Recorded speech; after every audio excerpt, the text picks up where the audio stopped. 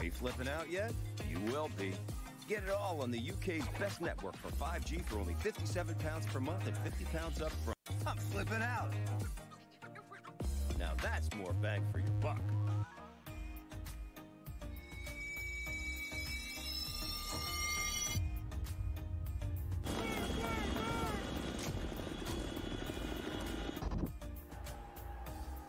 Well, for the first time in this tournament, England find themselves under pressure.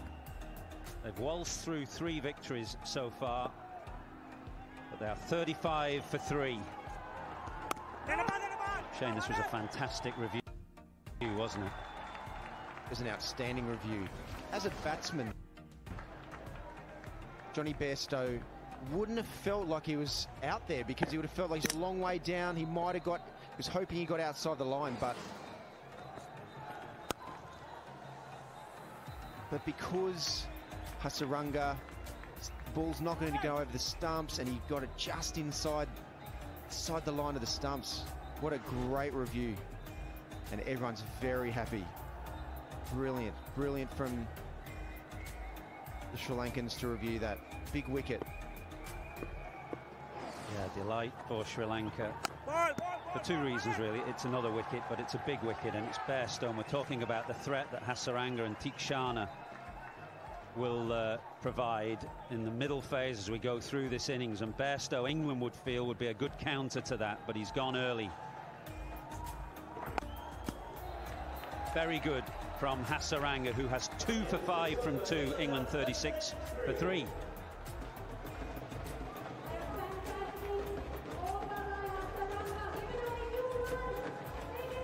Sorry, when that wicket came, you were just about to talk about the kind of adjustments a batsman might have to make here and how tricky that can be.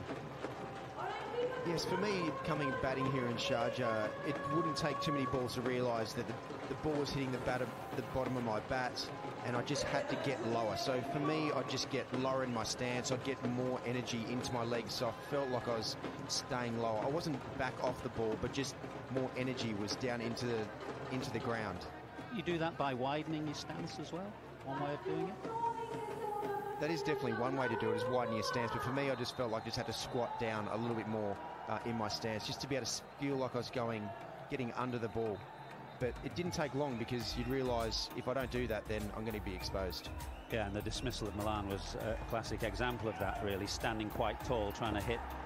He's a very good player when the ball bounces above waist height, Milan. One of the reasons why he's back in England's squad for the Ashes, but this is a very different kind of surface. So Lahiri Kumara is back. Already we've seen really the way this Sri Lankan attack is shaping. The spinners look much harder to get away than the quicker bowlers. Chamira's come on quite nicely. Kumara now into his second over, and the quicks have been much more expensive.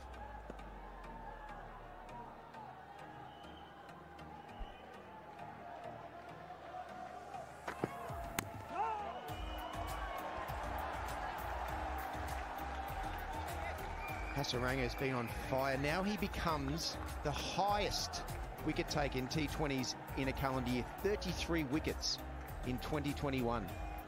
He's been on fire. And as we can see in the Fantasy League, oh yeah, he has been on fire in this T20 World Cup as well. 596 points, 512 points. Shakib Al Hussain, unfortunately, he won't be playing further part, which is a big blow for Bangladesh. More evidence of the challenge that this pitch here at Sharjah presents, as Morgan looks to pull one away and the ball scuttles through under his bat. The other challenge that I found here batting in Sharjah compared to Dubai and Abu Dhabi was I felt like I would be overhitting the ball a bit too much, and because the ball's skiddy, it does come onto you a little bit quicker than you think. So as soon as I felt like I was just trying to time the ball a little bit more, so staying down, so a bit more energy in my legs, and then just trying to time the ball, because it's so skiddy, the ball does fly off your bat. But it does take a little bit of adjustment when you come from a wicket where you know you can stand up and just hit through the line of the ball. Which is where England have come from, really. They're in Dubai, obviously playing against Australia on a pitch that I thought had really nice carry for this part of the world. It had a little bit of live green grass on it. England benefited from winning the toss and bowling first there. For the first time in this tournament, you're going to have to set the running, make the running. And for the likes of Morgan and Livingston, they've not been in great touch of late. So on the one hand, it's an opportunity for them, but also Sri Lanka will feel they've got an opportunity as well, exposing this middle order.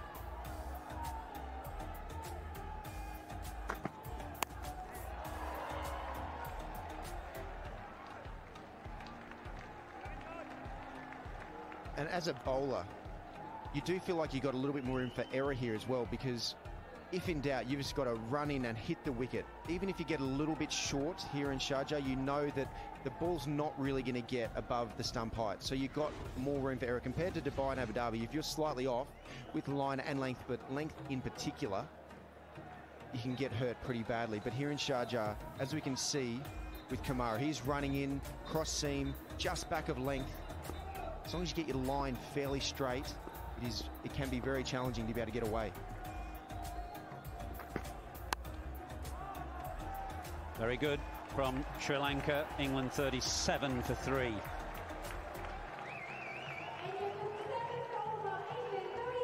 Dare I ask what the reaction has been like at home? Have you been keeping tabs?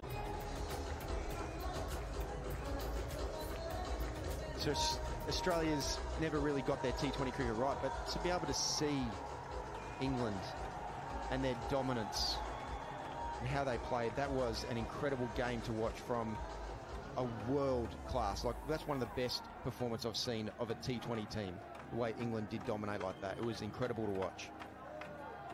Not even said through gritted teeth.